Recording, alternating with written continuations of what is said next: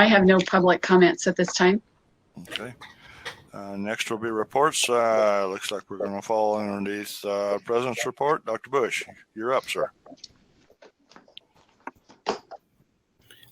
I'm going to defer the extensive report to our regular meeting next week, and we'll spend most of my time today giving you the overview of the redesign and focusing on student success that we'll talk about shortly.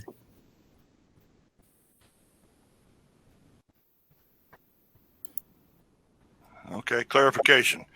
That is your President's report tonight. Okay, there we go. You're up. You're still up, sir. Thank you.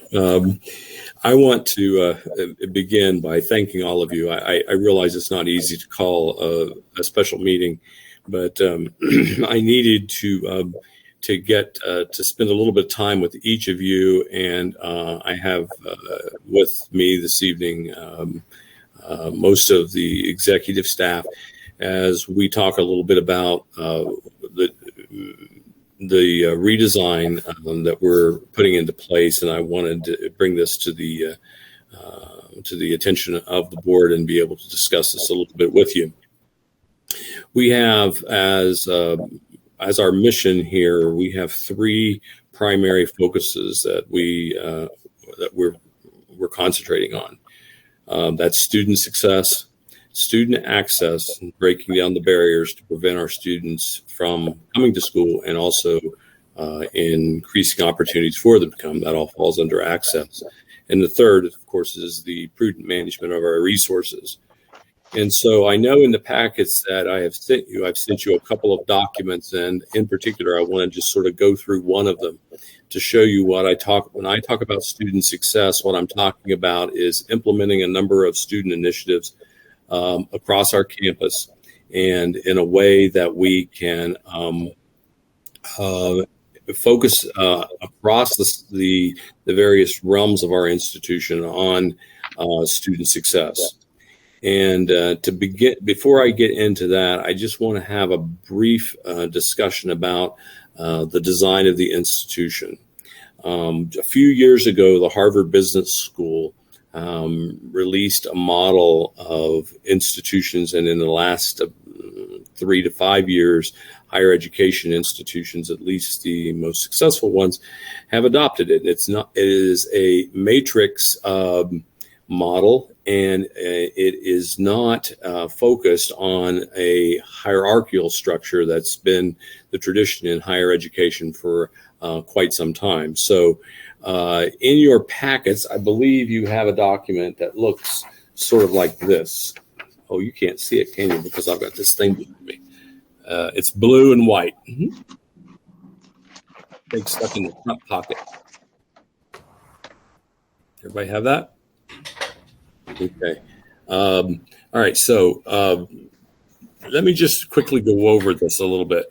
If we folded that document in half, and you see the side of it that says structural hierarchy, this is a traditional model for colleges and businesses and corporations and all kinds of things. You have a board, you have a president, you have underneath those individuals, you have supervisors and subordinates.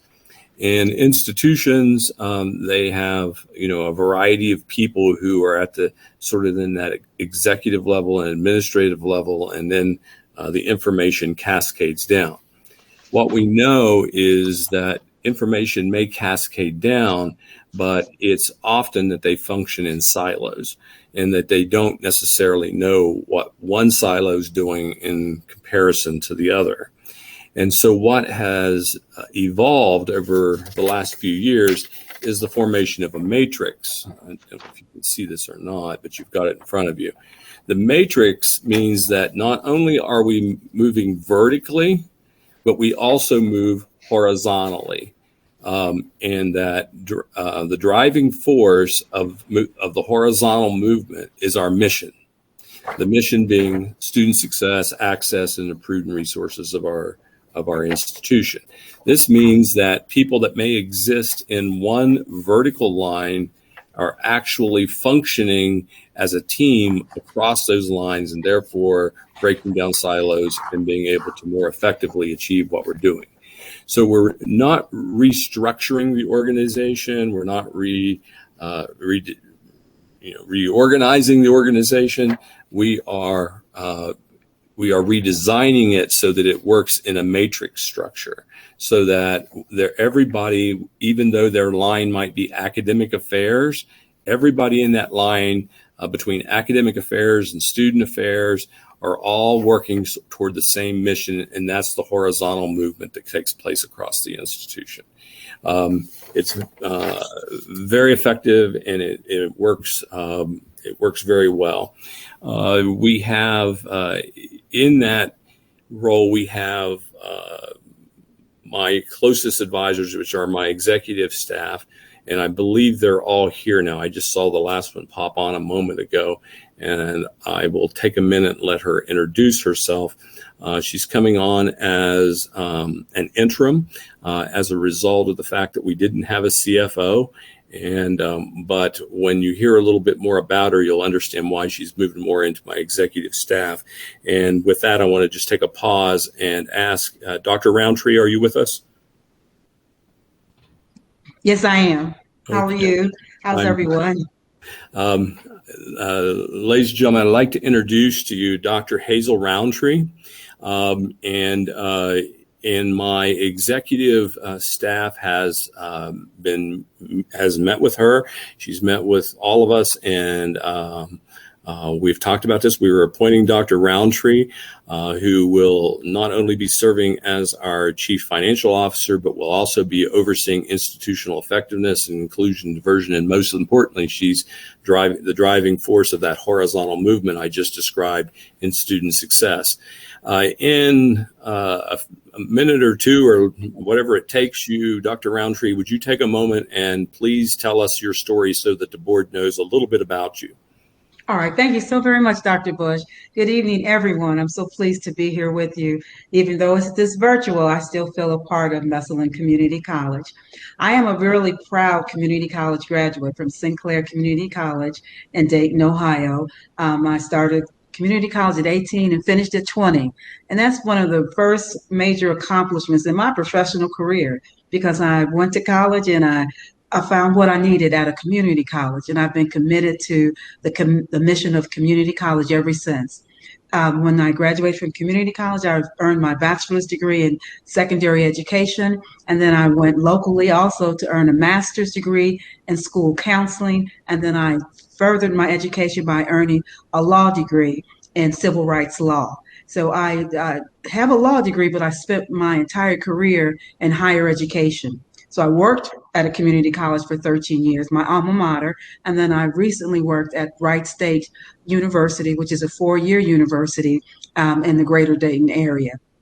I've worked both as a faculty member, first starting as an instructor and then being promoted to an associate professor and then a full professor. I worked as an administrator, being the director of student activities, and then I worked in the administrative side of the house for the president of the university as the university ombudsperson. And that was the president's right-armed man or woman to solve problems, to help different departments resolve some of their issues, and to direct the way in which we responded to both students, faculty, and students. So I was responsible for campus climate, I was responsible for team building, and I was responsible for ensuring that diverse student populations were acclimated very comfortably to Wright State University. So I'm real comfortable in all the different divisions of the college. I've had experience balancing budgets. I've had experience being responsible for very large units and supervising large groups of people, both faculty and students and professional staff. And I've worked extensively with the community. And as I've always said, community is our middle name. And so I think that's really important, to have a sense of allegiance to work with the community, not only on campus, but in the greater community as well. So I'm looking forward to coming to Massillon. I feel it's a very good fit for my personal and professional beliefs. And that is find people where they are and help them to achieve their goals, whatever those goals may be. So she's being a bit humble in the fact that she also, as serving as the special assistant to the president at Wright State, she also worked at Cornell with the president there. And so when Dr. Roundtree saw our posting on the CFO, she did contact me and said, I'm really interested in this CFO position. She said, but basically that's a rote position, and it's I've done that, but I can do a whole lot more. And I said, well, how interesting, because we need someone who can do a whole lot more. And and so we've had that chance. And as I said, she has already spent some time with my executive staff. And I just want to take a second. I'm not asking them to go out of line, but if any of them would like to contribute or have any comments regarding how they feel Dr. Roundtree will fit into our executive staff, Mr. Morgan or Mr. McVeigh, Ms. Gillard, anyone? I think she's going to work out perfect. She's just what we need. Is she can do 15 jobs, and everybody here is doing 15 jobs. So I like bringing her on board. Thank you. Yeah. Anybody else have anything they want to say? This is Dr. Kennedy, and I just wanted to say welcome aboard, and we're excited to have you on campus. Thank you I'm very happy to be here. And this is Natalie. I also want to welcome you, Dr. Roundtree, and I look forward to working with you. And I think Thank you so much. A great addition to the college. Thank you so much. I appreciate that. And Dr. Roundtree, I also want to say that I'm looking forward to meeting you in person. Your energy is what I'm really looking forward to, your experience, and I think we're going to really benefit from all of your expertise. So thank you. Thank you so much for being so kind. Thank you. So I will share just a very brief story with you. And so in the last 24 hours, Dr. Kennedy has raised an issue with me regarding the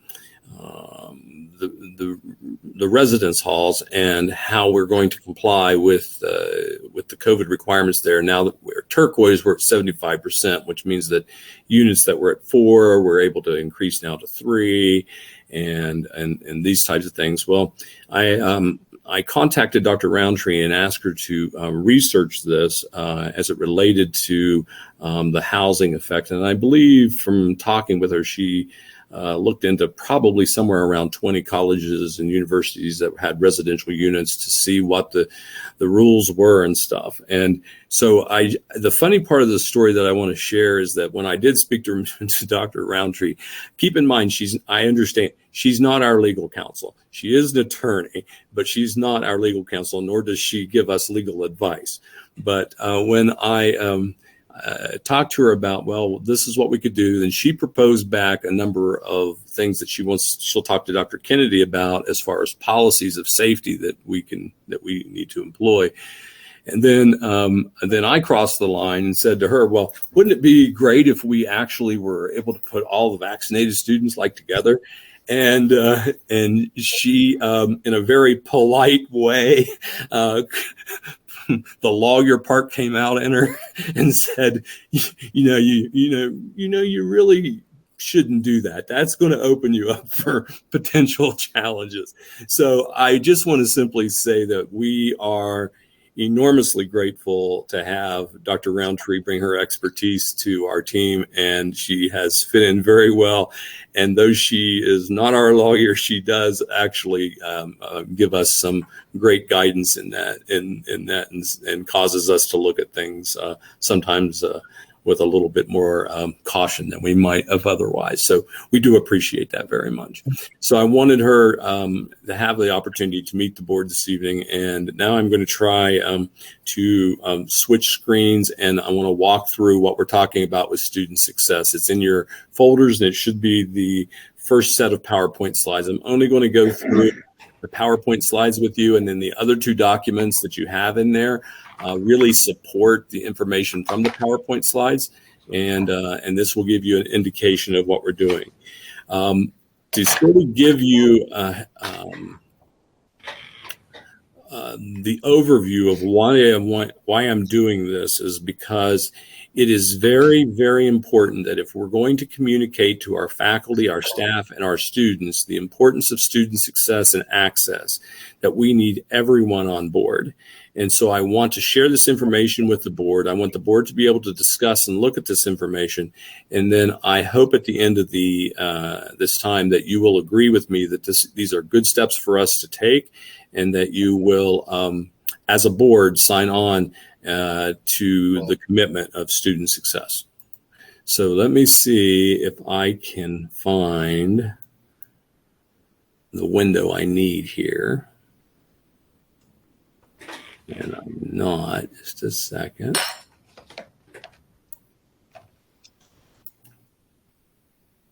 Please bear with me.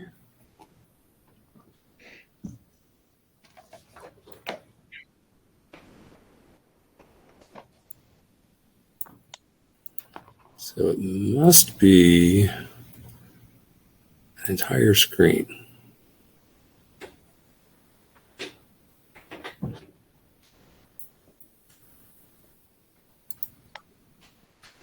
All right, now you're getting to see all the clutter on my screen for just a second. And here we go. Are you able to see that? Yes. Okay, awesome. Okay, so I want to just take a minute. Let me see if I can get this block over here out of your way. I'm going to disappear for just a second because I can't do two things at once here.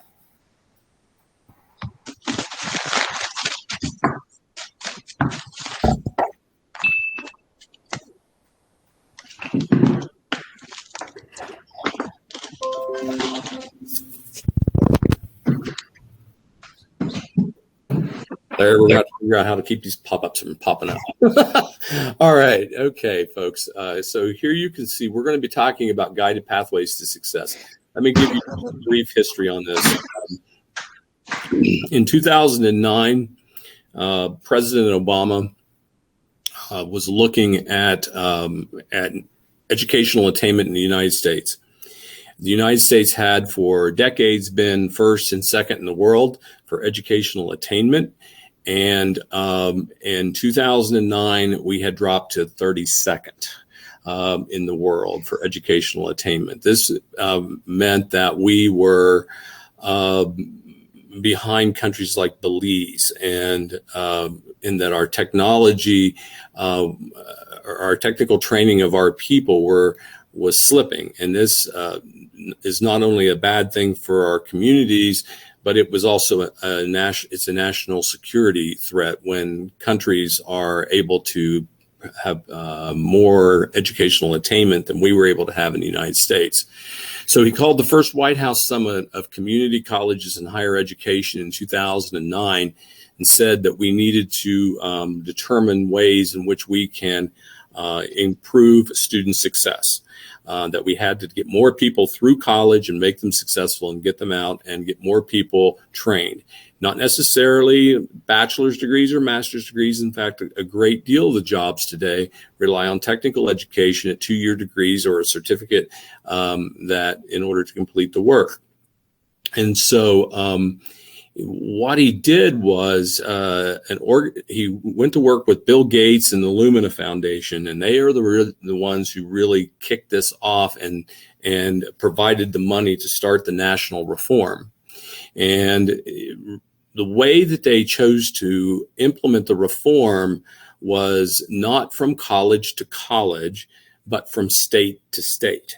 So these leaders went and worked with the governors, with the state chancellors of education, the departments of education, the legislatures, and they took this information that I'm going to show you, and they showed how they could turn the coin, move the needle, change the game, which is why they call these often game changers, and be able to improve student success, and a national reform began.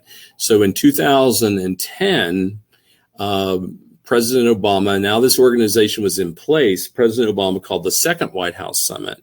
and it was largely attended by the community colleges and AACC and others. And they said, now we've got this in place. We're kicking it off. We're rolling down the river. We're going to implement student success across this country.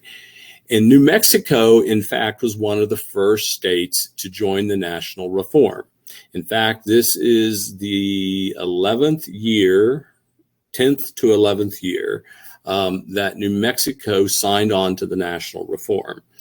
So I began working on that in those early years, and I worked across different states as the reform was taking place.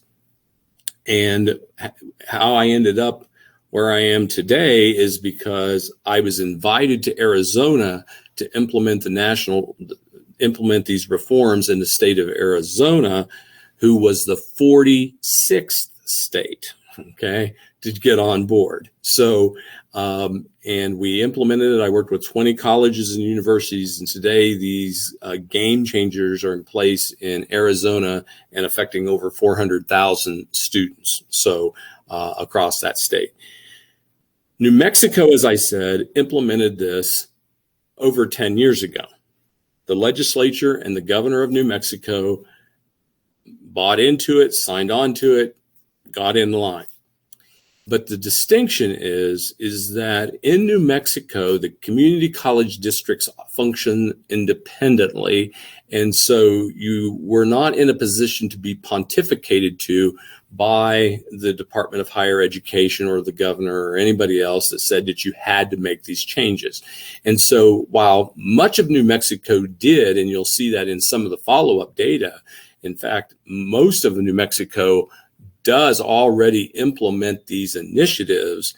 Other areas of New Mexico either just didn't get the memo or understand or even know that it was happening.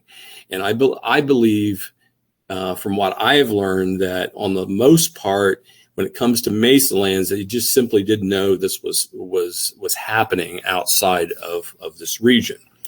About 10 years ago or so, Ms. Gillard and Dr. Kennedy both attended the Complete College America, which was what this was branded, presentations that took place in New Mexico, in Albuquerque. So, you know, I was very, very happy when I sat down and talked to Ms. Gillard and Dr. Kennedy, who had already, you know, were well aware of these initiatives. Dr. Roundtree, very, very familiar with these initiatives. So with that said, that sort of brings us up to speed. And what I'm showing you today is what would have been shown to you 10 years ago. And these are the initiatives that we want to get into place. So let me just sort of walk you through a little bit. What we're talking about here is this is what we know about our students. Students are taking too much time to complete their degrees. They're taking too many credits, and they're spending too much money to get to their degrees. And worse yet, they're not graduating. Even though with all of these things and taking this extra time, everything, the graduation results are not good. So when we talk about, and I'll draw your attention to the left-hand column because this refers to the two-year institutions. When we talk about time to degree, how long should it take somebody to complete a two-year degree? 2 years, right? Well, that's not what we know. The research, and by the way, I just want to point out too that when we talk about the research and the data that goes into this wasn't developed by somebody in a dark closet with a light bulb. This is data that comes from the Community College Research Center and also the Teachers College of Columbia University, along with Penn State and other Ivy League institutions who collected and put this data together.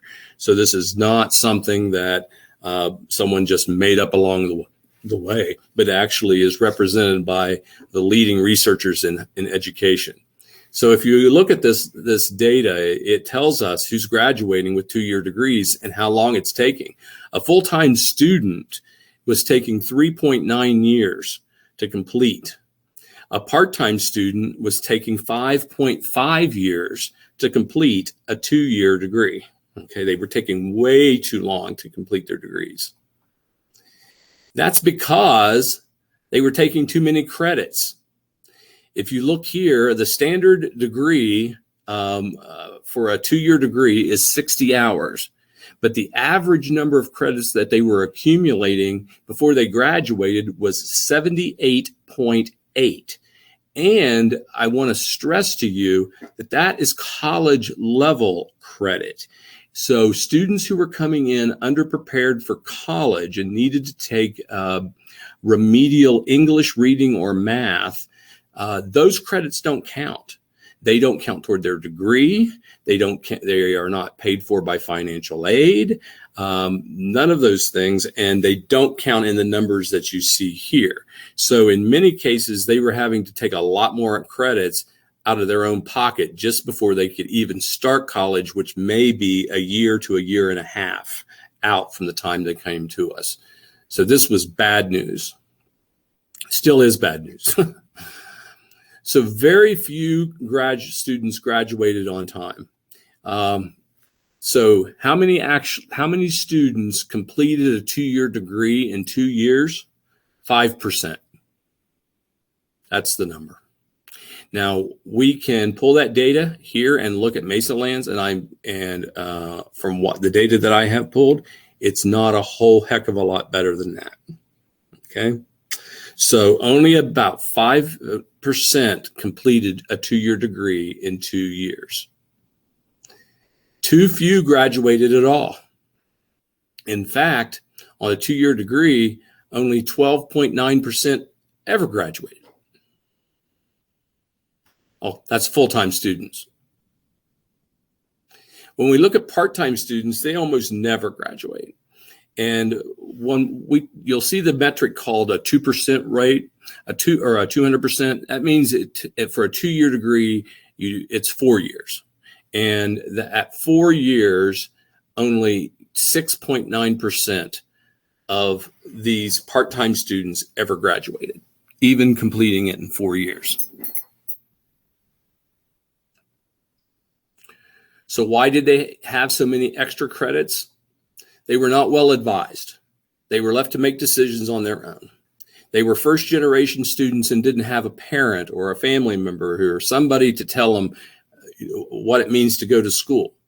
When you tell a student that they need to take a credit hour and they say, oh, a credit hour, an hour, that's 60 minutes, right? No, not in college.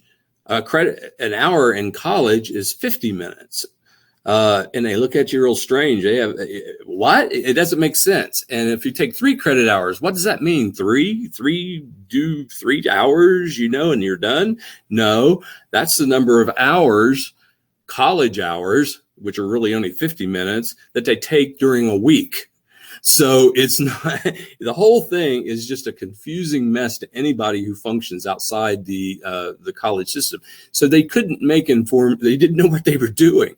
And so that's why you ended up a lot with F grades, students who didn't know how to choose what classes they needed. They took the wrong classes out of order, and therefore they were ill prepared. They withdrew from so many classes because they had no advice that was informing them. They had transfer problems. They just made lots of poor choices. And as a result, they ended up taking way too many classes, taking way too much time, and they were just sort of finding their way through the dark. So too many choices and too little guidance. And let's just give you a little bit of information here. Most colleges, not Mesa Lands, but most colleges have more than 100 majors and hundreds of courses. And a student walking in is expected to know how to pick a major out of hundreds, and then which classes to take in order to achieve that major. It was an impossible task, which is why most didn't complete. Most students were uncertain about their career. They make choices based upon things like, well, I'm going to be a nurse because dad told me nurses make lots of money. And so I would say to a student, well, yeah, okay, nurses come out making pretty good money. I mean, they'll start around $70,000 in many cases. And did you realize in this process that you're going to have to, clean people's bottoms in this, to be a nurse. Oh, no. I'm not going to be that kind of a nurse. I'm going to be a nurse in a psychiatric practice. That way you don't have to deal with the dirty stuff, And I said, but you realize you don't get to become a psychiatric nurse until you've gone through nursing school. And to get through nursing school, you're going to be cleaning some bottoms along the way. And they suddenly are like, oh, I had no idea. I have no idea what I want to do. Or they'll come in and they'll say, I'm interested in sciencey kinds of stuff, but I don't know what majors. I don't have any clue what to do. So 45% of students never saw an advisor or a counselor until the third week of their semester. So they already started their classes. They were already down the road, and almost half of the students had never been advised or talked to anybody about what they were doing. The other problem is that colleges simply were understaffed in counselors. For the national average is there was one counselor or advisor for every 400 students. Okay. So how in the world were they ever going to achieve that type of level of advising in the first place? So we're going to shift just a second and talk a little bit about behavioral economics. And this is what shaped the reform of this, is that we began to understand how people thought and made decisions and how they would approach higher education. Behavioral economics, as it refers to choice. So I've already pointed out that colleges had all of these classes available and all these majors. And how did they make a choice? Too many choices, especially when those choices were uninformed, led to bad decisions. Okay. They just picked one. And so they would go to school and they'd maybe do that for a semester or a year and then realize this isn't what I want to do. So they'd change their major and they would be a different major, and they might go through that 3 times before they find the major that sort of fit them. But remember that in the world of financial aid in particular, you only have a certain amount of financial aid that's allocated for you. So by the time they actually achieved and got to the major that it was really what they were destined to be, their financial aid's running out. And they're now not able to finish school because they don't have the financial resources. So too many choices when you're uninformed leads to poor decisions and unable to provide the direction that they need. So I want to just show you just a sort of a parallel here in the issue of choice. So they looked at the choices of companies, big Fortune 500 companies who had around 800,000 employees. And for every 10 retirement plans that the company offered to their employees, the participation dropped 1.5% to 2%. Now, you can see down here at the bottom that if they only offered 2 plans, participation in those 2 plans was around 75%. But when you gave them too many to choose from, that participation dropped to 60%. While it's sort of counterintuitive to what we think. We think, oh, we'll give people more choices, therefore they'll participate more. No, what happens is you hand people 15 retirement types of plans and say, pick the one that's right for you. They spread them out on a table, and before they're done, they're so utterly confused that they just say the heck with it, and they throw them all in the trash and they don't participate at all. And that's, think about the times in your life when you've had too many choices and you just become overwhelmed by it and you just shut down. That's what happens here. So let's talk a second about behavioral economics as it relates to default. A substantial number of the people accept, in fact, they don't just accept, they want a default system in place. They like to be told what choices what classes they need to take in order to achieve their goal. They like to know that. They welcome it. So what we provide then is a default system that says, if you're going to get a degree in this particular area, these are the classes you need to take. Don't go out there and just sort of fish around among all these classes and just hope somehow they're going to magically come together and form a degree in wind technology. Okay. It just doesn't work that way. And so they welcome the issue of default. they provide us with a parallel structure here. They looked at Austria and Germany, which Austria and Germany have largely the same types of people that reside in both. They both have the same religious and cultural backgrounds. They're very, very similar in their composition of their populations. But they have one difference when it comes to organ donation. In Austria, everybody who is an Austrian is automatically an organ donor. So if you're born, you're there. When you die, you're an organ donor. It just comes with the way the country's designed. But you don't have to be an organ donor. You can opt out. So you can say, no, I don't want to do it. I don't want to be an organ donor. And so in Austria, they have a system where you may opt out of being an organ donor. And when you see this schematic here shows you what happens, how many people really opt out. Most don't. Let's compare it to Germany. Germany, same people, same mindset, same religious and cultural backgrounds, but they have the different system. Everybody there is not an organ donor, like in the United States. And to become an organ donor, you have to opt in. Now look at how many people actually opt in based upon that data.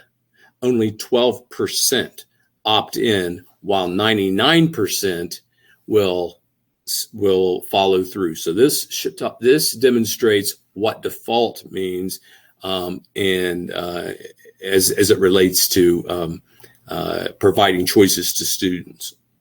So where this is going, of course, is that we give students a pathway, and we inform them of that pathway, and we say, this is how you get from point A to point B in 2 years if you do it this way, and then this is automatically your schedule. It's a default schedule. And then they say, oh, well, I want to take this or that, and they can do that. But we'll talk a little bit more about that. But it's providing default schedules, and they welcome it. They like structure. Structure optimizes the elements and minimizes their mistakes. People like to have a structure in place. So here's the solution as it relates to using that information to what we can do at the college. First of all, we develop a choice architecture, a design that leads people to make more informed, deliberate decisions, and we give them default choices. Now, we are not telling people what they absolutely have to do. They have every right to say no. They have every right to make a decision on their own. But what we do have an obligation to do is to provide informed choice. That means we know what they need to do if graduating on time is important to them, if spending the least amount of money is important to them, if getting out into the workforce is important to them, and if graduating is important to them, okay? And if they want, as I said, I've had students who say, I don't care if this takes me 20 years. I don't care if I have to pay, all this money out of my pocket. But let me tell you, those people are far and few between. Most people don't want to take classes they don't need, and most people don't want to spend more money than they have to spend. So developing a choice architecture is very important. So these are part of what we will be doing to resolve part of this. Now, this is not everything. There are additional initiatives that we will be implementing, but this is sort of like at the core 6. And there'll be probably that many more that we will add to this that makes things better and makes more sense. One is we will provide our students with default pathways to get them from point A to graduation, okay? They will know what they need to take each semester. They will know from semester 1 what they would be taking in semester 3 and 4. They know what they need to do in order to get there. Now, those default pathways I don't create those, and neither does my executive team. They are created by the faculty. The faculty get together and they determine what courses are necessary for them to be successful and get just what they need out of it. Now, we do provide some parameters. For example, they have certain core elements of general education that has to exist in every major. So we will give them that information, and then they will, and we say to them, now, you figure out what other courses are essential to be able to complete this. And that forms what we refer to then as a default pathway. We provide informed choice to every student, and every student is given information about their choice and career choice. We use different student student interest inventories to help them decide if they're undecided. We create meta majors, which we'll talk about, which sort of help them decide which direction they want to go in their life. And then we provide them the informed choice about what classes they can take and when they should take them.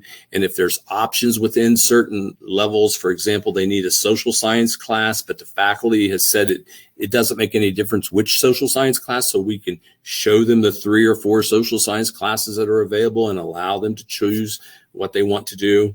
But whatever we do, we give them informed choice. We inform them, and then if they look at us and say, I don't care, they have every right to fail, and they have every right to ignore our advice. But what we know from history and what we know from the data, and I'll show you later, and of course I've given you 2 really good documents who also provide tons of data that shows the success of this, is that that's not what students do. Okay, they want to get from point A to point B, and they are very happy to have someone tell them how to do that or advise them how to do that and make those choices. So if students come into us, sometimes students come in and they say, I'm absolutely, totally positive from the time I was a child, I knew I wanted to be a nurse. I broke my arm when I was 3, and the nicest person I ever met in my life was the nurse who took care of me that day. And so from that point on, I'm going to be a nurse. I know all the things. And if that's the case, we know where to direct them, and we begin to put them on a nursing pathway and so forth and so on. But for a lot of students, they come into us and they say things like, I can tell you right now, I don't want to do anything with medicine or healthcare because that's not me. Or they'll say, I don't like math and science at all. So we know they're not going to be a STEM kind of person. Or they'll say, I really enjoy working with young people. Okay, well, maybe they're going to go into sort of an education kind of direction. And so from that, we develop what's called meta majors. And a meta major is a general approach that sort of encompasses a number of majors so that all the classes they take in that first semester helps them determine what their major will be declared at the end of that semester, and that all the classes they're taking cross all of the default pathways within that meta major. So no class is wasted, and every class they take will apply toward their degree. Okay. So meta majors, we no longer have undecided students. Undecided students are advised and counseled, and if we can get them into a meta major, into a general direction, then we move them into that area, and then we help them decide what their major will be. If a student continues to be totally undecided and they just simply have no clue what to do, but they know they need to go to college because dad said you either go to college or you go to the Army, and they chose college. So if that's the case, then they are defaulted into the liberal arts meta major, which provides the basic core for just about any degree it does. I mean, it provides that basic core. When they have their default pathway, there are opportunities for electives or choices along that pathway. The faculty will say, for example, and I'll pick on the WIN people for a minute. So if the WIN people had laid their default pathway out and every student has to have 3 hours of a fine arts class, and the faculty in the arts or in the WIN program could care less because none of those 3 hours is directly related to the technology they're doing in WIN, they could say to the student, you have the choice between art appreciation, music appreciation, or intro to theater. All 3 of those are standard broad subject fine arts classes that would be acceptable within the major. Now, in other cases, the faculty may recommend that a student take one particular class over another. For example, they need 3 hours of a social science course, and they are pursuing social work, we'll just say. And so if they're pursuing social work, which one should they take, psychology or sociology? Well, they probably should take sociology because they need to understand how people work in groups, and that may be their theory behind it. The faculty may recommend that they take sociology instead of psychology. Psychology looking at how the mind works individually. So the academic maps are created based and individualized upon the student, and they go into an e-advising system, which we're working with Mr. Morgan and the IT people at looking at our Genzabar system, in which we can load up our default pathways. We're able to track the students and be able to tell when they're moving and where they're stuck, where if they're getting off their default pathway or not. They're able to know what they're going to be able to do. It also informs us as administrators as we look down the road and we know how many people are, what their academic maps look like. I can tell you how many sections of English I'm going to need next fall based upon how many people are on their academic maps and following that. So we're able to better predict and are much more efficient in the way that we are able to assign our faculty or recruit adjuncts to work with us. The next one is milestone courses. And milestone courses are sort of classes that have a special significance toward the major that the students are taking, and they are predictive. They're actually statistically predictive of how successful the student will be in achieving their dream, achieving their goal. And one example that I can give you is we looked at students who had failed anatomy and physiology twice, passed it the third time, and then sought to get degrees in nursing. And what we found, what we know is that less than 1% of people who have failed anatomy and physiology 2 or more times will ever graduate with a nursing degree. It's very predictive. And because if they can't quite handle the A&P and they're struggling with it at that level, when they get a little farther down the road and things get really complicated, they don't make it. And so milestone courses are places that give us the opportunity to provide what we'll call intrusive advising, which is the next one that says we pull a student into our office and we say, look, I see that you're not doing so well in this class. We know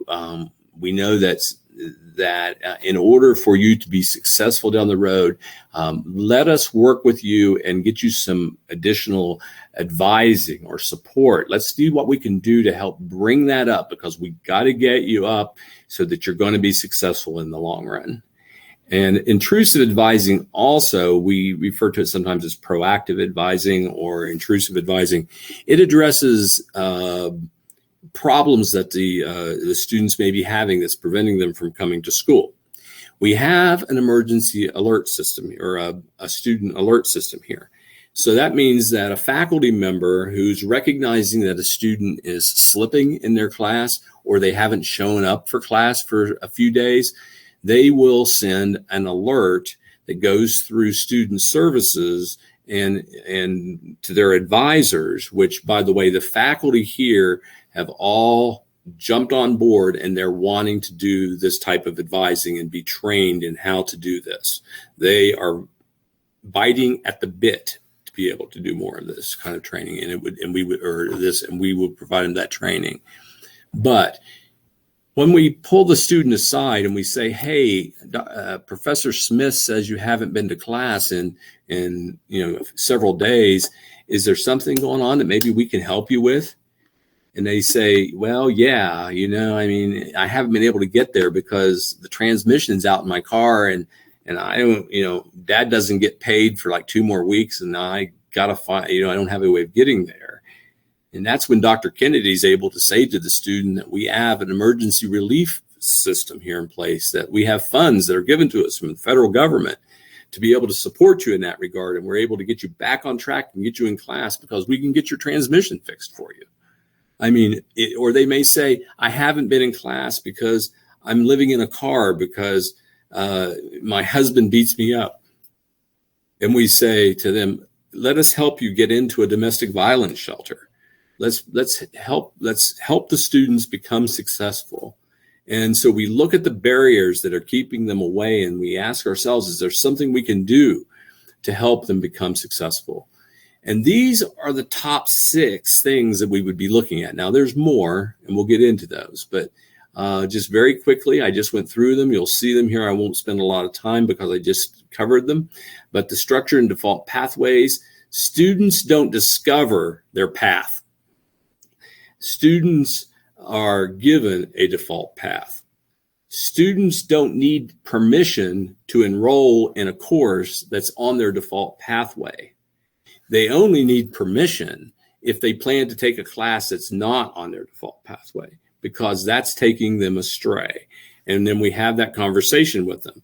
For example, if someone in the WIN program decides they want to take ballet, and that's obviously not in their program, then we have a conversation with them and they have to get permission to take ballet. Now, if they think they can take ballet and it's going to substitute for Wind Energy 2, we have, an awakening for them that they need to understand that ballet just doesn't substitute for a course within their major. Now, did we say they couldn't take ballet? No, they can take ballet. If they want to stay on their graduation track and complete it in 2 years, they take ballet on top of their full schedule, and they'll have to pay for it on their own because it's not part of their academic plan. And the federal government, who's all in behind this, says, if you go off your pathway, and this is across the board, we don't pay for classes that you don't need, okay? The taxpayer does not pay for you to take art if you're training to be something else. And so the students have to pay for the classes. This is one of the bad things, because remember a moment ago, I told you that in many cases, almost half of all students never talk to an advisor until at least their 3rd week. They've already started their classes. And then all of a sudden, about the 3rd or 4th week, their advisor says to them, "Well, that class you're taking isn't going to be covered by your financial aid, so you're going to have to cough up money." And they had no clue that was going to happen to them. And so I will be honest with you, at one of my previous institutions, that was a big, big problem. Students were not getting advised. They were taking classes, and they would find out that more than half of their classes weren't going to be covered by financial aid, and they got this big bill from the college. And so if they were being advised and given information ahead of time, they were able to do that. So that's informed choice. We provide the information about their careers and opportunity. We use multiple measures of assessment to determine how to place them. We look at their electronic high school transcripts. We look at their placement scores. We take all kinds of information. We build around that. If they don't have that major, we help direct them into meta majors, and we're able to guide them into their default pathways. The meta majors, the most common meta majors that exist are the 6 that you see here, but every institution has to look at their own courses and their own programs and determine what meta majors are most appropriate for us. And so these probably aren't far off, to be honest with you. Programs that fit in this, our wind energy program would fit into the STEM one very easily. We have health sciences growing. We certainly have opportunities for transfer degrees in the social sciences and the liberal arts. We have education programs. We have business programs. So these are probably not far off from the types of meta majors that we would have here. And I've already said that no student is unclassified. Now, this piece here is very important. And it comes down to the discussion of the faculty. And I will just say it this way. For all of us who went to college prior to the reform, if you graduated from college, except for Dr. Kennedy, he figured out a way around it. But anyway, if you went to college and you got a college degree, you had to take college algebra. Okay. It was just a staple in everybody's education. You had to take college algebra.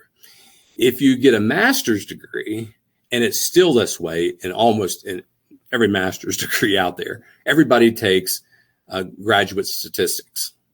If you go on to get your doctorate, they make you take statistics again. So, so they did these things. But in no time in that undergraduate level, did they ever ask the question, is college algebra the right math for you to do the job you're seeking? No, they just said everybody takes college algebra. So who should take college algebra?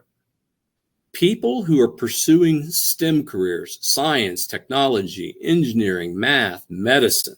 These people need to take college algebra because they're going to need calculus, they're going to need physics, they're going to need courses that require them to have a basic knowledge of algebra. But if you're pursuing a degree in psychology or education, and I know Mrs. Stevenson had a career in education, she's nodding her head. I'd love to ask her, in all of your years of education, or Ms. Estrada, I would love to know, how many times in your daily work are you adding and subtracting polynomials? I could even ask the question, do you even remember what polynomials were? Because once you completed it, that was the end of it. But I can say this to you. I could say it to Mrs. Stevenson because she was an educator and an administrator. You had to pick up educational journals and you had to read about what was taking place in education. And when you read those journals, what were you reading? You were reading statistics. You needed to understand what a t-test meant or what it meant when something was statistically significant, or if it was statistically significant to the third asterisk. What did that mean? Those are the things you're doing. Ms. Estrada's in banking. She's very interested in knowing what the statistics are in the banking world today. She's not adding and subtracting polynomials, okay?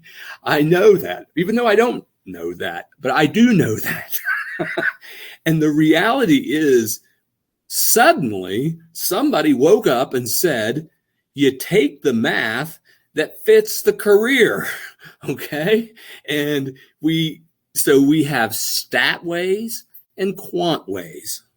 Quant ways are people who take algebra, and those are the STEM people.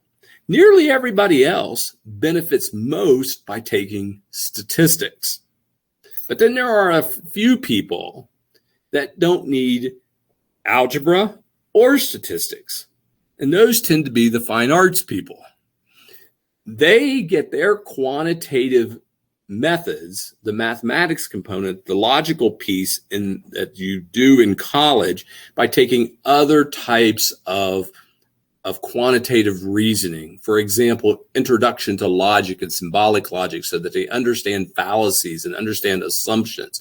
Those are the same muscles that you use in making quantitative decisions.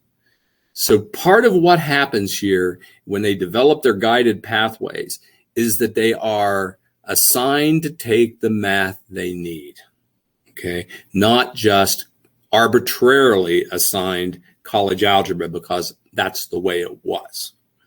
Instead, they take what they need because you know what they do? Schools that don't do this, they make them take college algebra. They take college algebra and then they say, oh, you're going to be a psychology major. So now you need to take statistics because you need to be able to understand what statistics is. So you have to go take statistics now too. So they took algebra, which was totally useless. And then they took statistics, which they really need.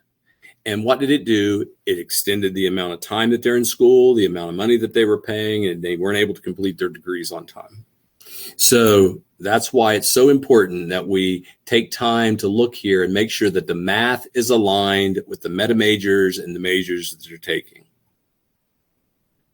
Meta majors help them make the big choices. Students have trouble making those big choices. So it's a step in helping them move closer to making the big choice without making the big step.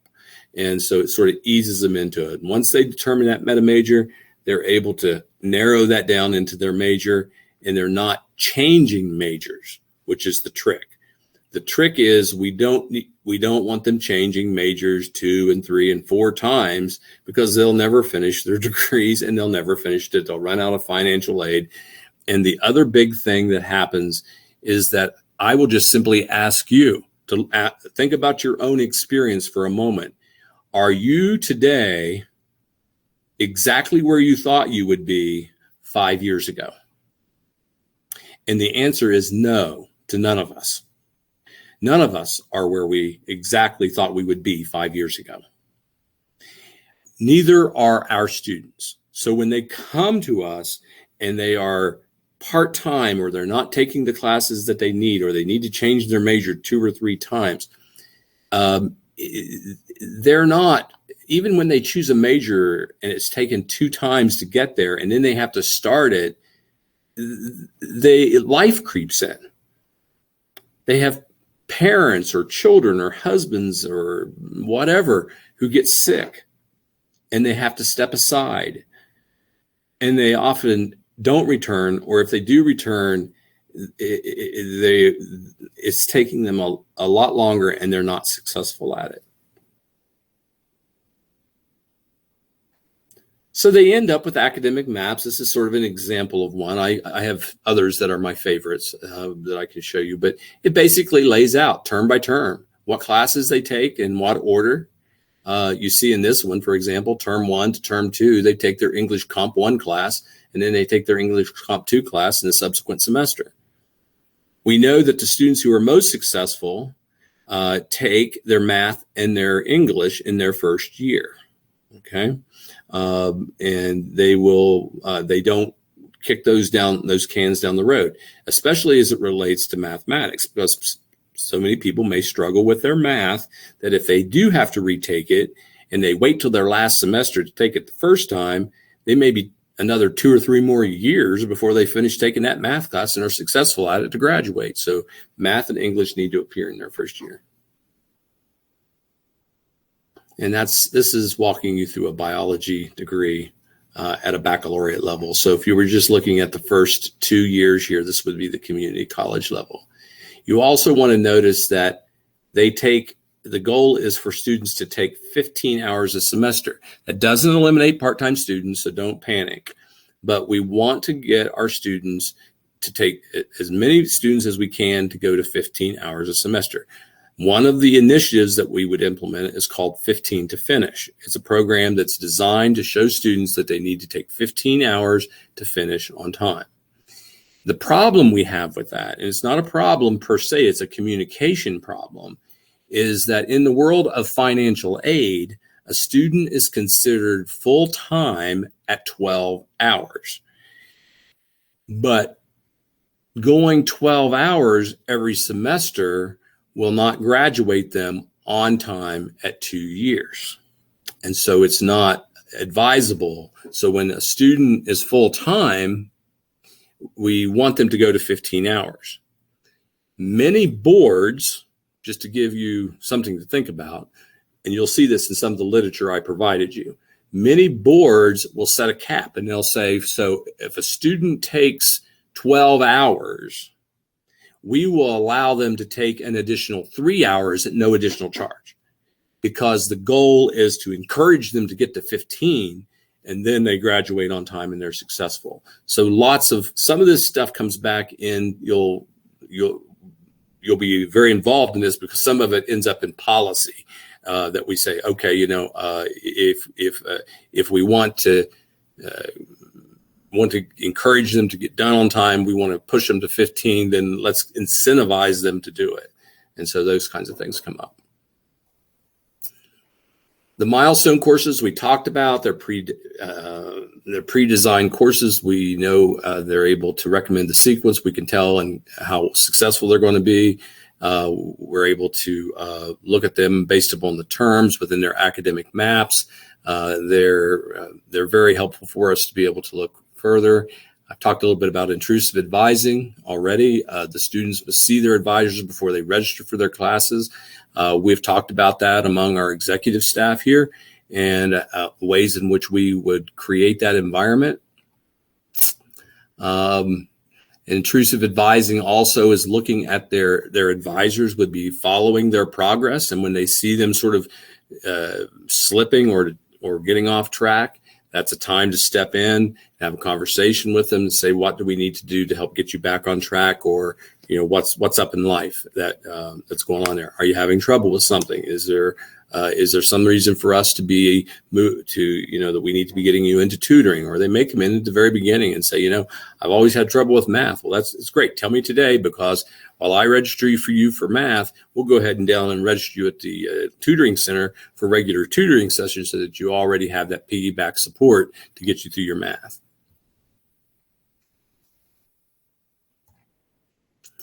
So, highly structured options, block scheduling, cohorts in students.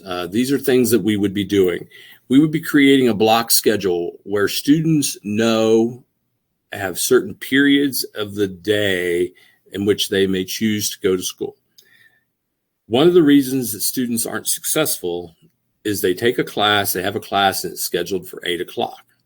They take their 8 o'clock class and they don't have their next one until 1. And then they don't have their next one until 4:30. So now you've blown a whole day, and these people have kids, they have jobs, they have things to do. So we look at how we can create block scheduling. That's some people will say, oh, it looks like high school. Yeah, it does. And that's because we start classes at a certain time, we end classes at a certain time, and we create a block so that when they're in their majors, they move right along that block and they're able to complete their degrees in 2 years, going 4 days a week, and using a block schedule model. I can show you one, what that looks like. They follow in cohorts. Cohorts is one of the most successful ways of doing it. And I will just simply say this about cohorts. It's higher education is completely upside down. So for almost all of us who have master's degrees or doctoral degrees, we got those in cohorts. They started a cohort. They gathered up 30 students, and they said, you want to get a master's degree? You're going to come to class every Tuesday night for the next 2 years with the same 30 people, and you're going to get your master's. And so you lived as a cohort.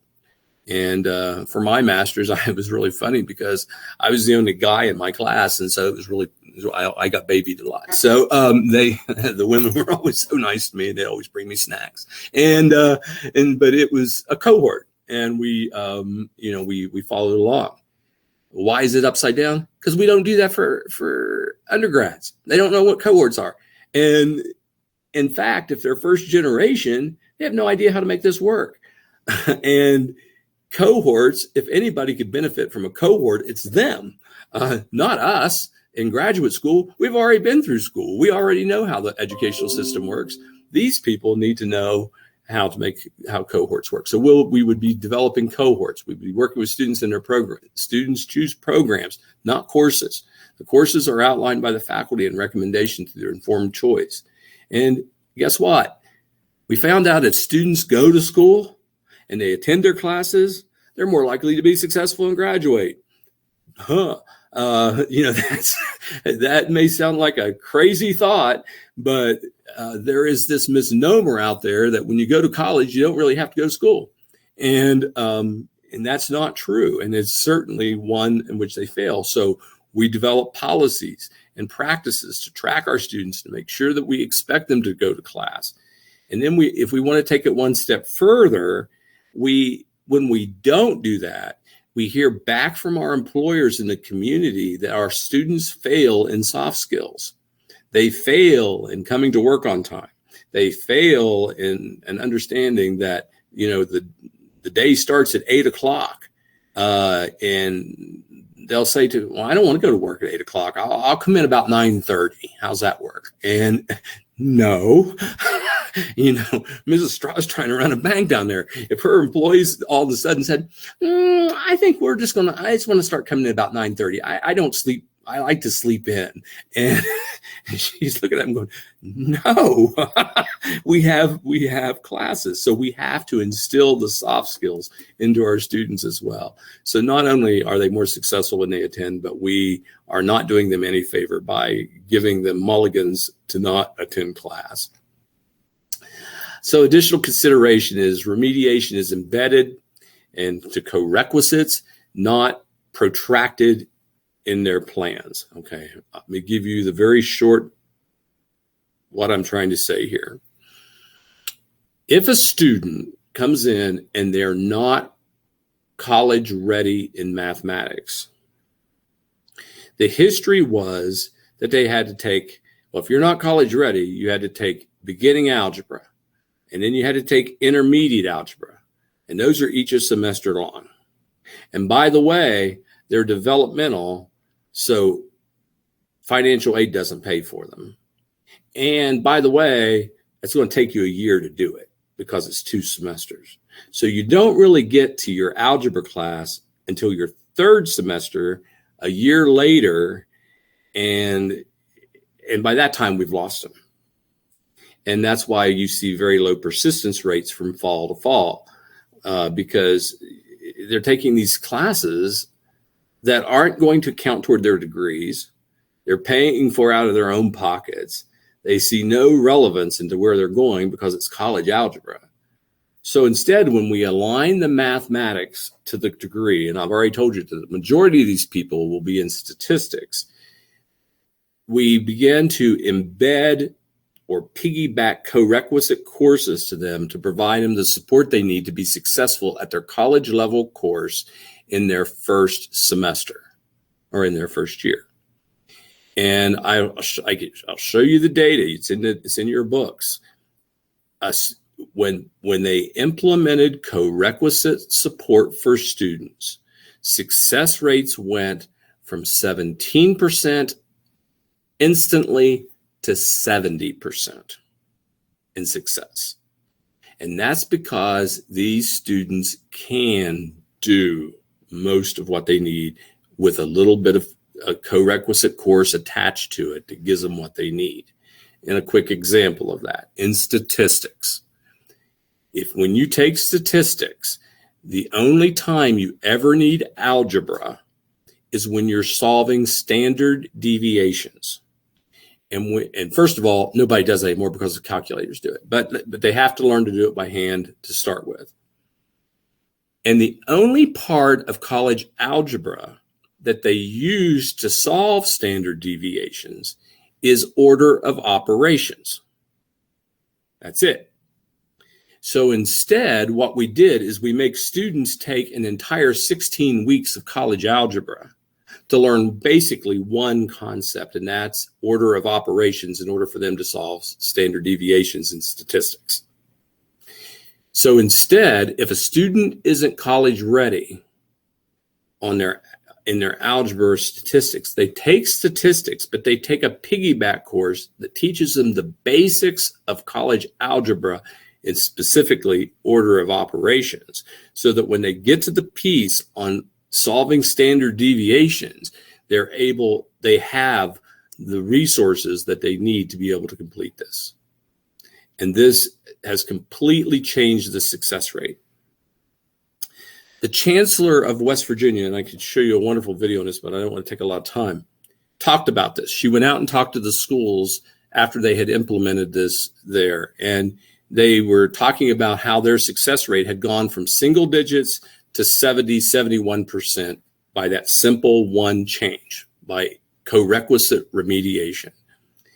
And it wasn't just the math. She thought that the math people would be happy.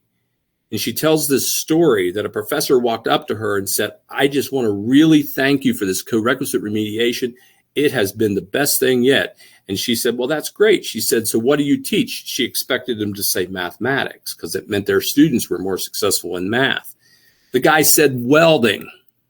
And he said, because what happened was if they never cleared their math, they never got into his welding program and they never completed.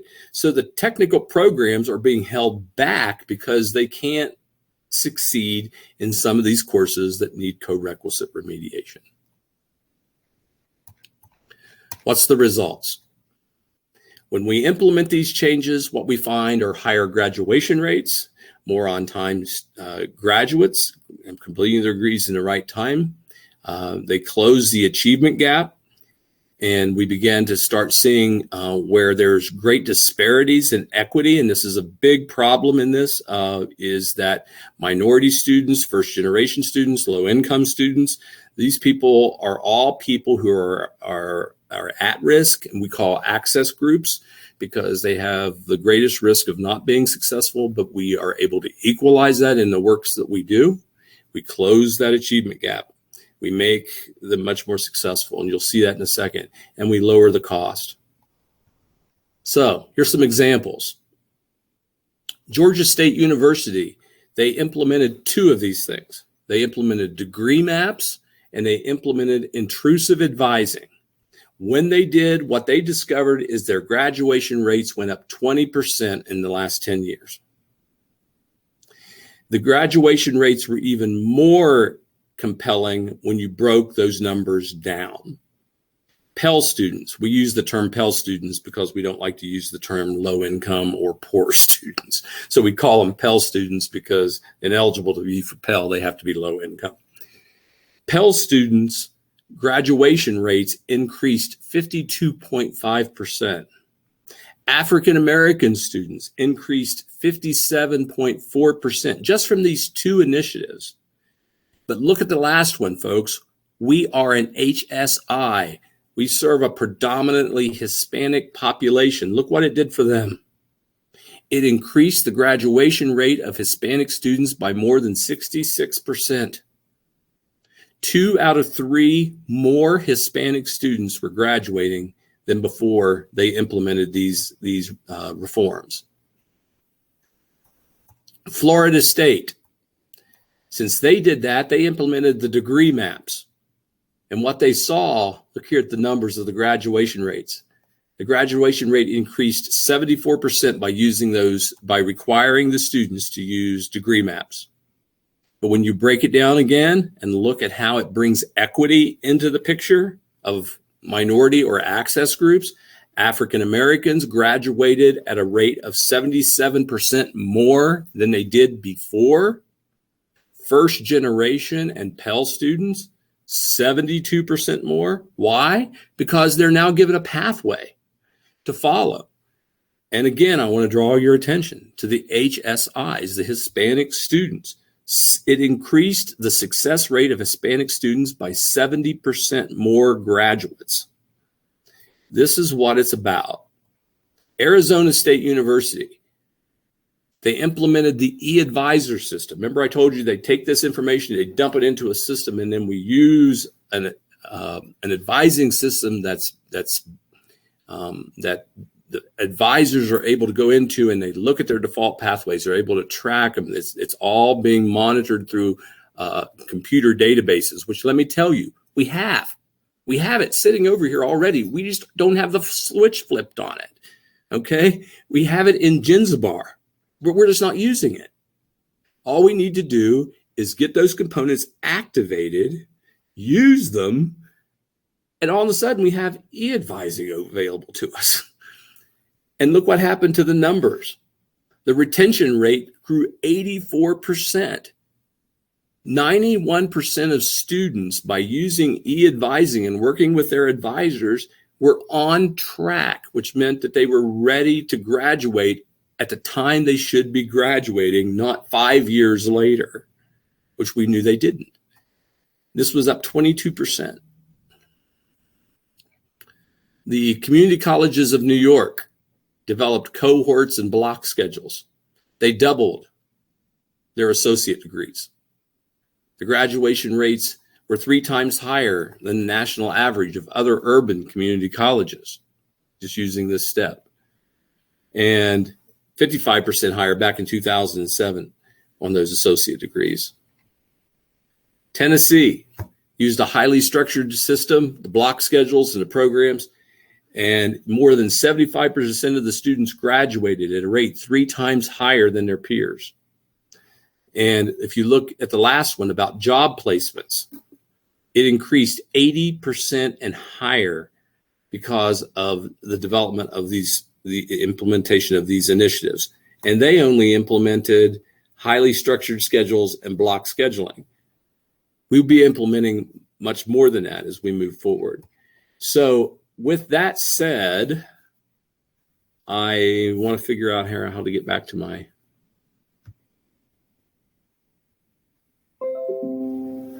There we go. There we are. That's an overview. In your packets, I've provided you with additional documents. One's called Time is the Enemy. It was one of the first that came out from Complete College America that showed how time was hampering and harming the student's ability to be successful. I encourage you to skim through it. The other one is a newer document that came out a couple of years ago that says the new rules. And it's a red, white, and blue, and all these things are red, white, and blue. I had one laying right here. And these talk about the types of policies that we as an institution have to implement to bring our students into line, for example, about how we build the advising model out. And so what I've put together is a team of 5 people who are my primary advisors. They hold many, many, many responsibilities. In fact, I don't want to take any more of your time. I go through these, but these 5 people are Jim Morgan, are Josh McVeigh, it's Dr. Aaron Kennedy, Ms. Natalie Gillard, and Dr. Hazel Roundtree.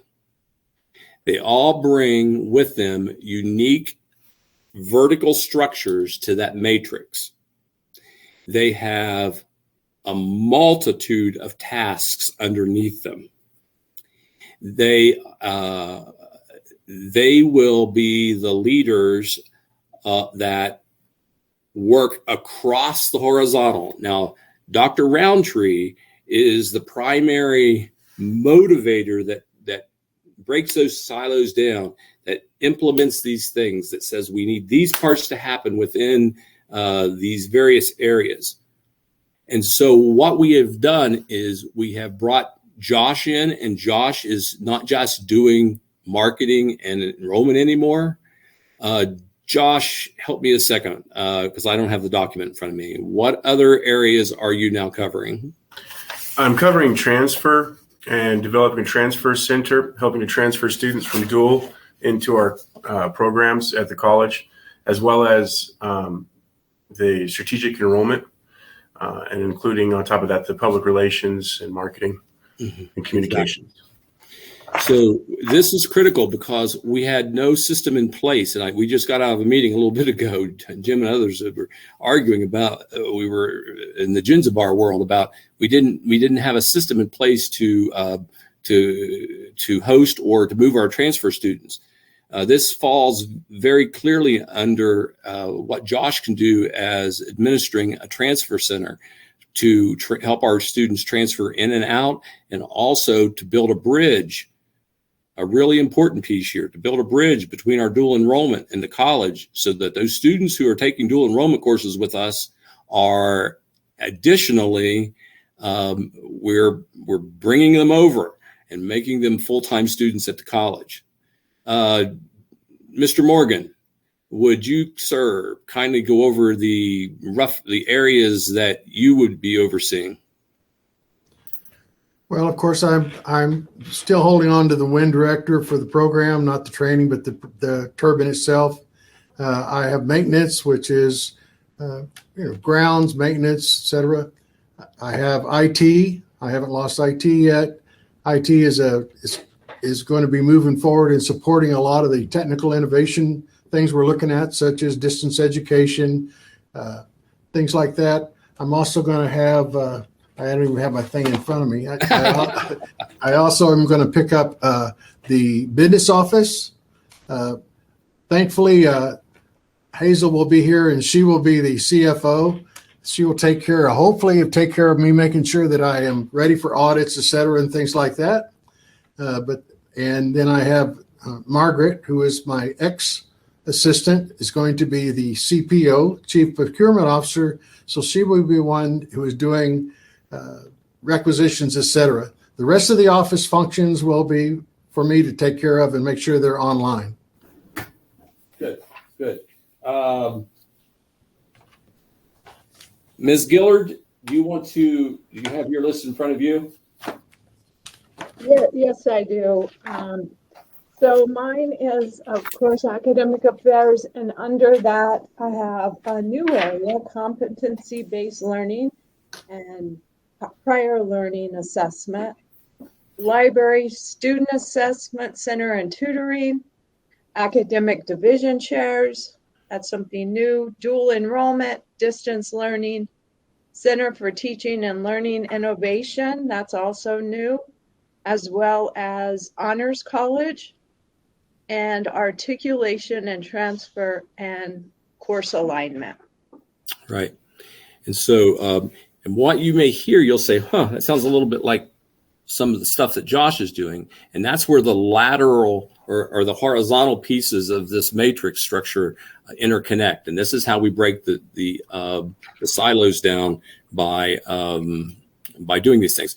You'll hear some things as well, as she pointed out, that over a period of time, we're not talking about tomorrow, that we will be developing to attract more students. It's very important for us. We're very, very good at being able to serve students who are underprepared for college. But what we want to be as well is we want to become the first choice college for students who have more options. So that's why we develop an honors college that articulates with the honors colleges at the universities, for example, and so that our students are able to advance in that. And it also is very helpful for our technical degree students. So if two nurses graduate from us and one graduated with honors, having gone through our honors college, and the other one didn't, and you're hiring one nurse, which one do you look at? You look at the one who has reached out, taken on extra responsibility and grown from that, and shows the type of initiative and that they're an honors student. So very important in the honors college as well. Dr. Kennedy, are you with us and do you have your list? Of course, I'm with you. All right. So luckily, I do have my list. Student health services. And I like to call this, and it is a student affairs function. We will be working on mind, body, and spirit. And with health center, counseling center, working on things like that. And we retain student housing, and we gain the fitness facility. We will be working with international students. We will continue with student life, and that's intramurals, student activities, and outdoor activities. We will be working on student support services and hopefully with gaining student support services like TRIO and Veterans Upward Bound. We will keep student government, which we've had, and then we will work on multicultural education, non-traditional students, which we always have, ADA, which we've always had, and Hispanic Cultural Affairs. Yes, I think it is utterly essential that we, as an HSI, and in particular as an institution that has a large Hispanic population, that we integrate into our institution an area focused on Hispanic cultural affairs.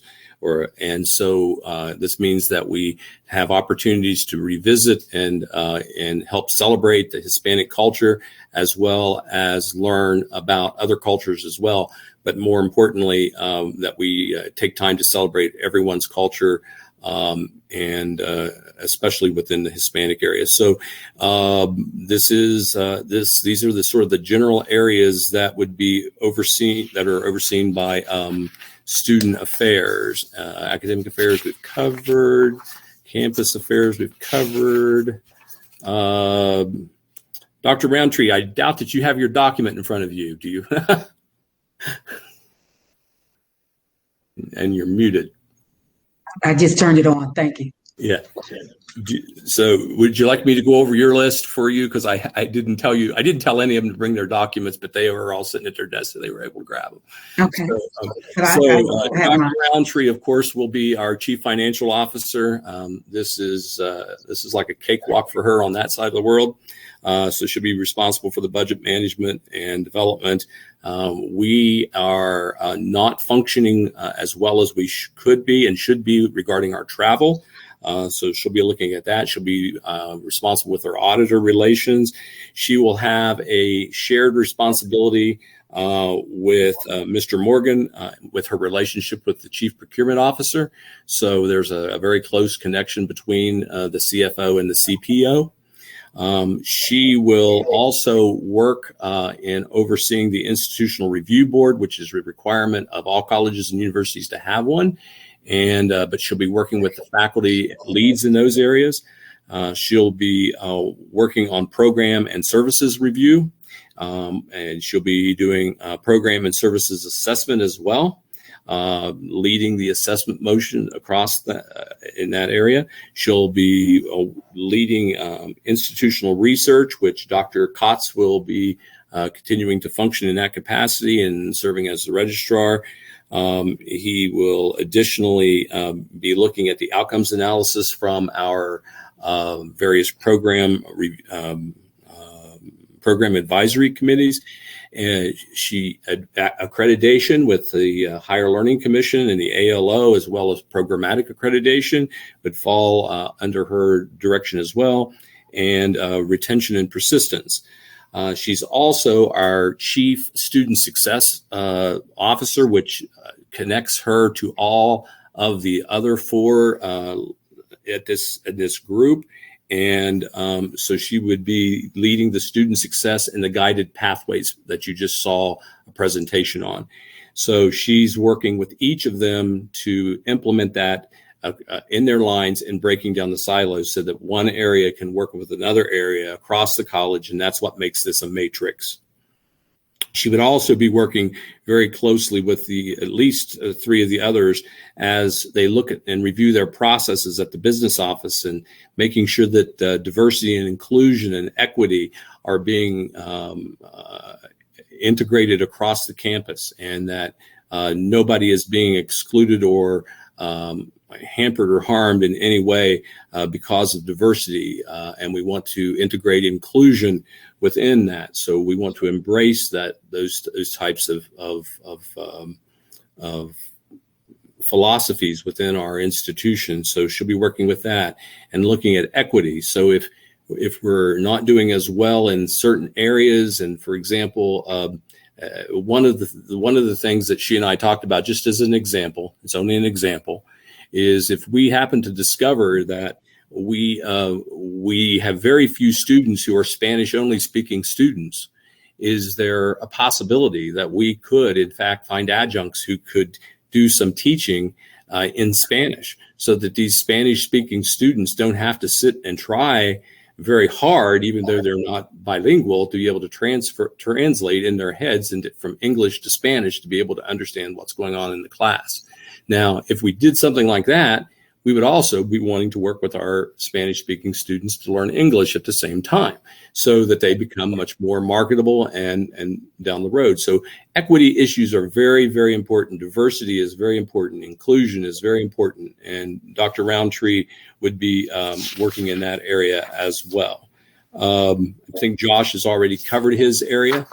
And so what our plan is, unless there is objections from this board, is that tomorrow we plan to pull the trigger and begin to align the tasks of these across the college under these 5 people, and then they all work together.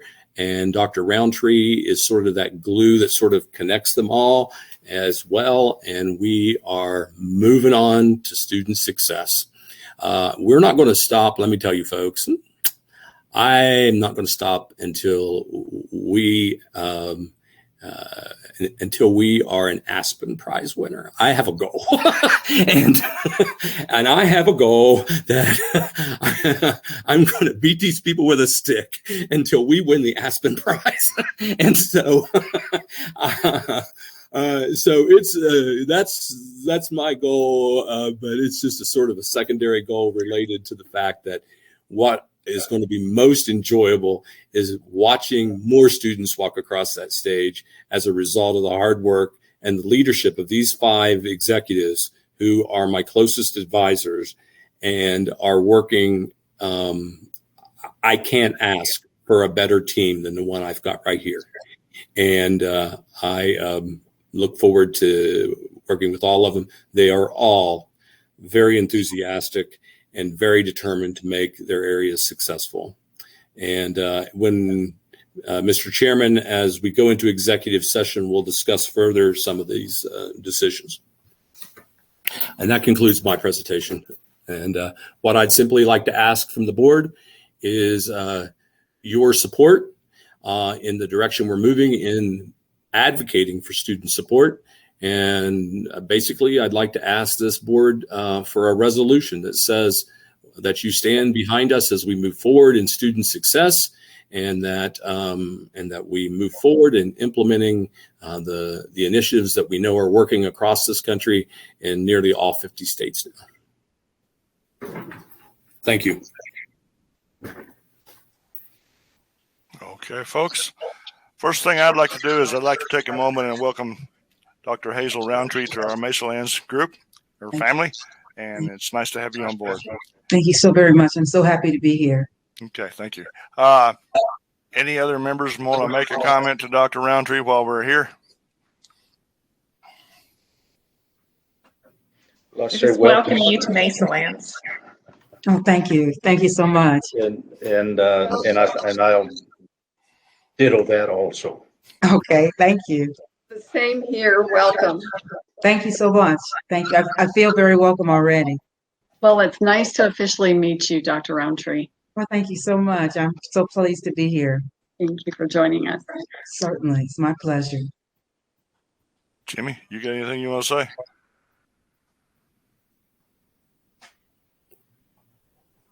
Larry, you're going to have to get Jimmy activated. He was muted, I think. There you go, Jimmy. There you go. What were you saying, Jimmy? I'm glad you came in. I'm very happy to be here. Thank you. You're welcome. Okay, does anybody have any questions over everything that Dr. Bush has covered?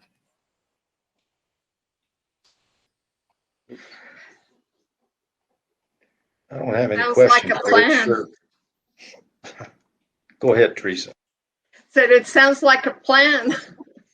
Sounds Thank you, good. Mrs. Stevenson. I appreciate that.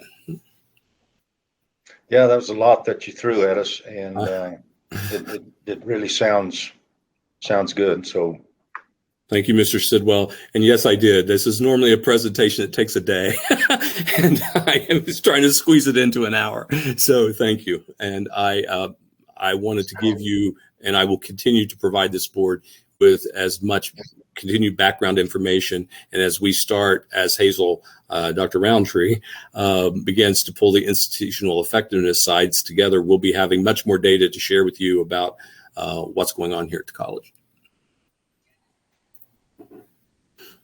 Jimmy, you got any comments?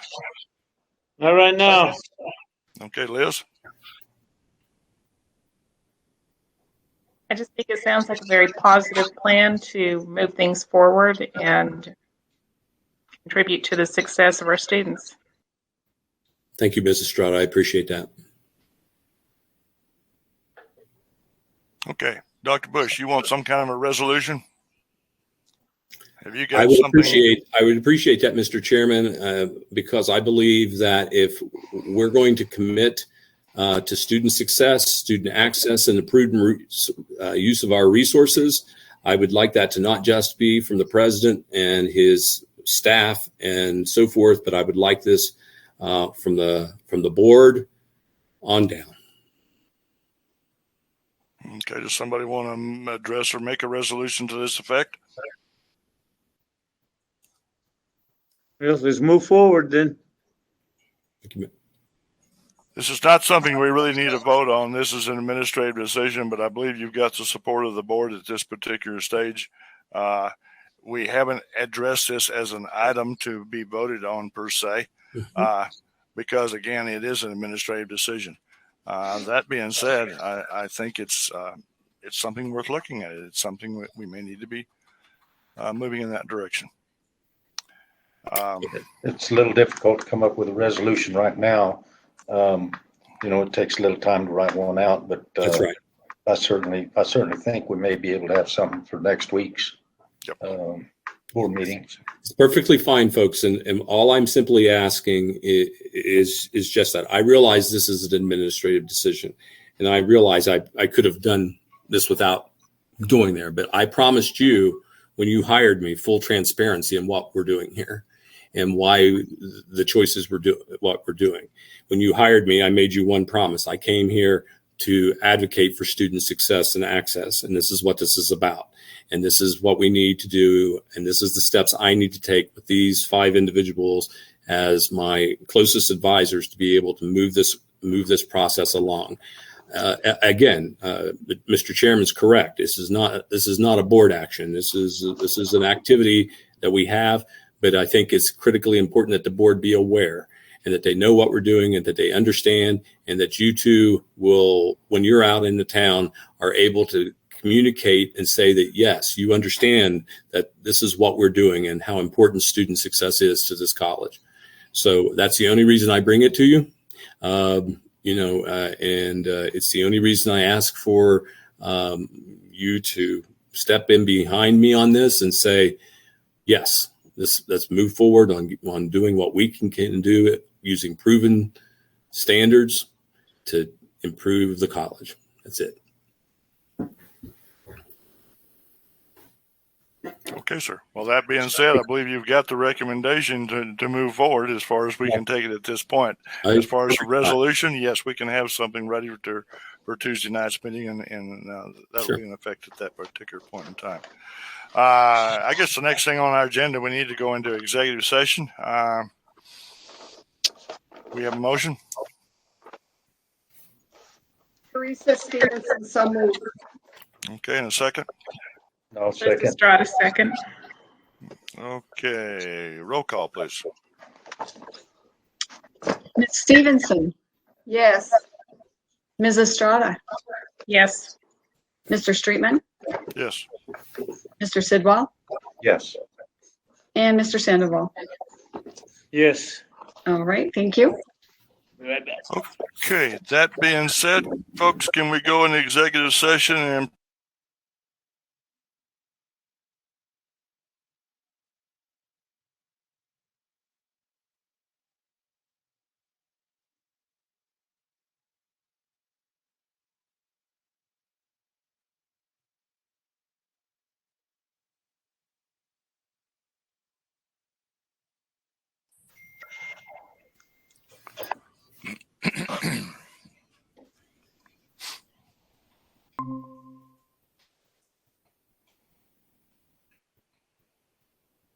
We got Diane and Margaret too to come.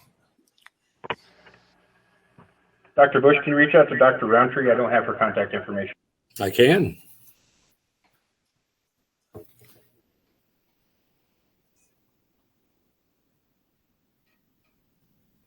Maybe.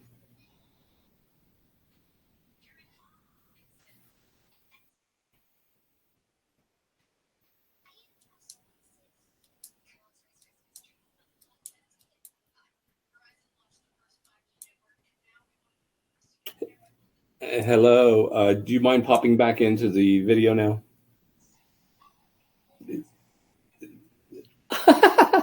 It's okay. You do that and just pop on in when you can. Thank you. Bye-bye. No, it's okay. It's all right. Bye-bye.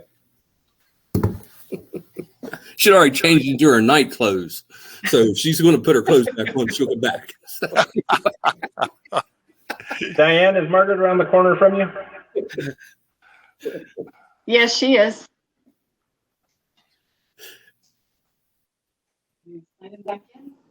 Okay. Yeah, she's signing back in, Larry. Thank you much. You bet.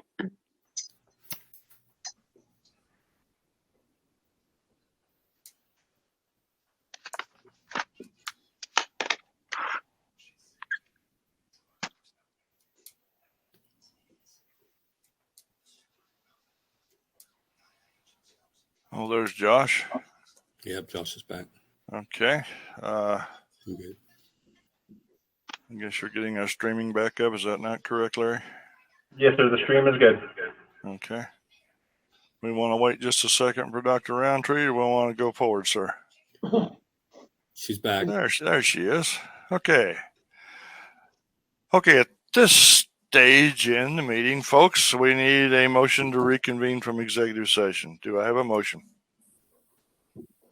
So moved. Teresa Stevenson. Okay, and second, please. Second. Okay, roll call. Mr. Sidwell, Yes. Mr. Streetman, Yes. Ms. Estrada, Yes. Ms. Stevenson, Yes. and Mr. Sandoval. Yes. All right, thank you. Okay, action if needed based on the executive session. Yes, we need a motion to approve a 3-year contract for Dr. Bush. Do I have a motion? Liz Estrada, so move. And a second? Second. Okay, roll call. And I apologize, that was Mr. Sandoval. Yes. Okay. All right. Mr. Streetman, Yes. Ms. Estrada, Yes. Ms. Stevenson, Yes. Mr. Sandoval, Yes. and Mr. Sidwell. Yes. All right, thank you all. Okay, Dr. Bush, you had a motion you wanted to make too? Yes, Mr. Chairman, I would like to request the board to join with me this fall and work together in developing a comprehensive compensation analysis and review of all employee salaries to make a determination as to whether or not they are being paid according to equity and to what's appropriate for them at their levels. Okay, folks, do we have a motion accordingly?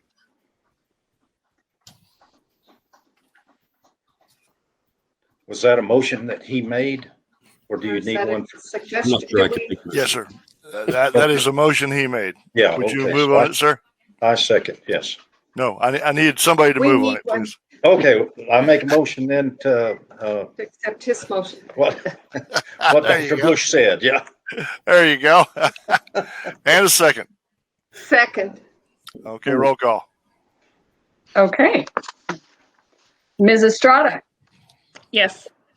Ms. Stevenson, Yes. Mr. Sandoval, Yes. Mr. Sidwell, Yes. and Mr. Streetman. Yes. All right, thank you. Okay, folks. Dr. Bush, you got anything else? Yes, I'd just like to say, Mr. Chairman, I want to thank you and all the board members for extending me this contract.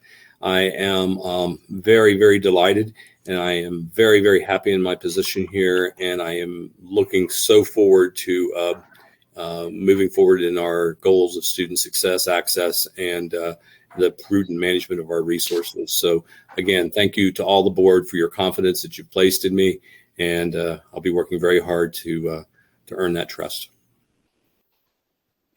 Okay, I'm just going to go across the screen left to right. Jimmy, you got anything you want to add? Nope, not today. Okay, Teresa?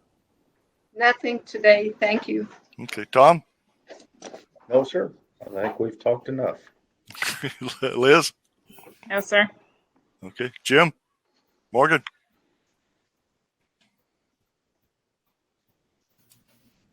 Tom. You're going to have to find that mute button like I did. No, sir. Okay.